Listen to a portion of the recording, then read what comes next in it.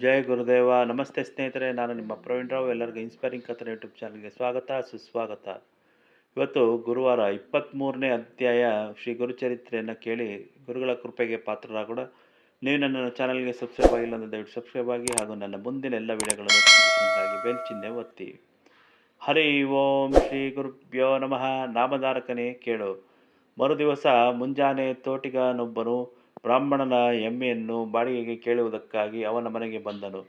ಬ್ರಾಹ್ಮಣನಿಂದ ಆ ಎಮ್ಮೆಯು ಈಗ ಒಂದೊಂದು ಹೊತ್ತಿಗೆ 2 ತಂಬಿಗೆ ಹಾಲು ಕರೆಯುತ್ತಿರುವ ವಿಷಯವು ತಿಳಿದು ಬಂತು. ಹಾಲು ಕರೆಯುತ್ತಿರುವ ಎಮ್ಮೆಯನ್ನು ಬಾಡಿಗೆಗೆ ದುಡಿಸಲಾರನೆಂದು ಬ್ರಾಹ್ಮಣನು ಸ್ಪಷ್ಟವಾಗಿ ತಿಳಿಸಿದನು. ತೋಟಿಗನು ಬ್ರಾಹ್ಮಣನ ಬಡ ಎಮ್ಮೆಯು ಶ್ರೀ ಗುರುಗಳ ಕೃಪೆಯಿಂದ 2 ತಂಬಿಗೆ ಹಾಲು ಹಿಂಡುತ್ತಿರುವ ವಿಷಯವನ್ನು ಇಡೀ ಗಾಣಗಾಪುರದ ತುಂಬ ಪ್ರಚಾರ ಮಾಡಿಬಿಟ್ಟನು. ಆ ಊರಿನ ಪಾಳೆಯಗಾರನಿಗೂ ಈ ಸುದ್ದಿ ಹಬ್ಬಿತು. ಆತನು ಸ್ವತಃ ಬ್ರಾಹ್ಮಣನ ಮನೆಗೆ ಬಂದು ಅದರ ಸತ್ಯತೆಯನ್ನು ನಿದರ್ಶನ ಮಾಡಿಕೊಂಡನು. ಗುರುಗಳು ದೈವಿ ಪುರುಷರೆಂಬ ಭಕ್ತಿಯು ಆತನಲ್ಲಿ ಉತ್ಪನ್ನವಾಯಿತು.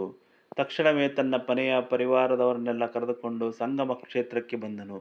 ಗುರುದರ್ಶನ ಪಡೆದು ಸಾಷ್ಟಾಂಗ ನಮಸ್ಕಾರ ಮಾಡಿ, ಗುರುದೇವ, ನೀವು ಅಗಾಧ ಮಹಿಮರೆಂದು ಅರ್ಥ ಮಾಡಿಕೊಳ್ಳಲಾರದ ಪಾಮರರು ನಾವು. ಭಕ್ತವತ್ಸಲರೆಂದು ಬಿರುದು ಪಡೆದ ಪರಮಾತ್ಮನ ಸ್ವರೂಪರು ನೀವು. ತಾವು ದಯವಿಟ್ಟು ನನ್ನದೊಂದು ವಿನಂತಿಯನ್ನು ಮಾನ್ಯ ಮಾಡಬೇಕು.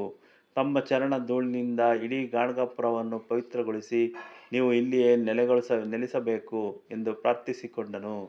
ಆಗ ಗುರುಗಳು ಆ ದೊರೆಯನ್ನು ಕುರಿತು, ಅಯ್ಯ, ನಾವು ಅರಣ್ಯದಲ್ಲಿರಬೇಕಾದ ಸನ್ಯಾಸಿಗಳು, ಗ್ರಾಮದಲ್ಲಿ ವಾಸ ಮಾಡುವ ಹವ್ಯಾಸ ನಮಗೇಕೆ ಎಂದು ಪ್ರಶ್ನೆ ಮಾಡಿದರು.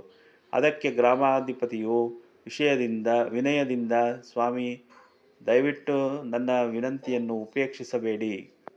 ಭಕ್ತೋದ್ಧಾರಕ್ಕಾಗಿ ನೀವು ಗಾಣಗಾಪುರದಲ್ಲಿ ವಾಸ್ತವ ಮಾಡುವುದು ಸಮಂಜಸವಾಗಿದೆ. ಅಲ್ಲಿ ನಾವು ನಿಮಗಾಗಿ ಒಂದು ಮಠ ಕಟ್ಟಿಸುತ್ತೇವೆ. ತಾವು ಅಲ್ಲಿ ವಾಸ ಮಾಡಿಕೊಂಡು ಜಪ ತಪ ಭಿಕ್ಷೆ ಅನುಷ್ಠಾನಾದಿಗಳನ್ನು ಆಚರಿಸುವ ಕೃಪೆ ಮಾಡಬೇಕು ಎಂದು ಆತ್ಮೀಯತೆಯ ಭಕ್ತಿಯಿಂದ ಹೇಳಿಕೊಳ್ಳತೊಡಗಿದನು. ಗುರುಗಳು ಇನ್ನು ತಮ್ಮ ಅವತಾರದ ಉದ್ದೇಶಗಳನ್ನು ಈಡೇರಿಸಿಕೊಂಡು ಭಕ್ತೋದ್ಧಾರದ ಕಾರ್ಯದಲ್ಲಿ ನಿರತರಾಗುವ ಉದ್ದೇಶದಿಂದ ಆ ಗ್ರಾಮದ ಅಧಿಪತಿಗೆ ತಥಾಸ್ತು ಎಂದು ಅಭಯ ನೀಡಿದರು. ಕೂಡಲೇ ರಾಜನು ಮೇಣೆಯೊಂದನ್ನು ತರಿಸಿ ಅದರಲ್ಲಿ ಗುರುಗಳನ್ನು ಕುಳ್ಳಿರಿಸಿಕೊಂಡು ವಾದ್ಯ ಮೇಳದೊಂದಿಗೆ ಮೆರವಣಿಗೆ ಮಾಡಿಸುತ್ತಾ ವೈಭವದಿಂದ ಗಾಣಗಾಪುರಕ್ಕೆ ಕರೆತಂದನು. ಮೆರವಣಿಗೆಯು ಊರಿನ ಪಶ್ಚಿಮ ದ್ವಾರದ ಹತ್ತಿರ ಬಂದ ಕೂಡಲೇ ಅಲ್ಲಿ ಅಶ್ವತ್ಥ ಮರದಲ್ಲಿ ವಾಸವಾಗಿದ್ದ ಬ್ರಹ್ಮರಾಕ್ಷಸವೊಂದು ಧಾವಿಸಿ ಬಂದು ಗುರುಗಳ ಪಾದಗಳ ಮೇಲೆ ಬಿದ್ದು ಹೊರಳಾಡುತ್ತಾ, ಗುರುವೇ, ನನ್ನನ್ನುದ್ಧಾರ ಮಾಡು ಎಂದು ಅಂಗಲಾಚತೊಡಗಿತು.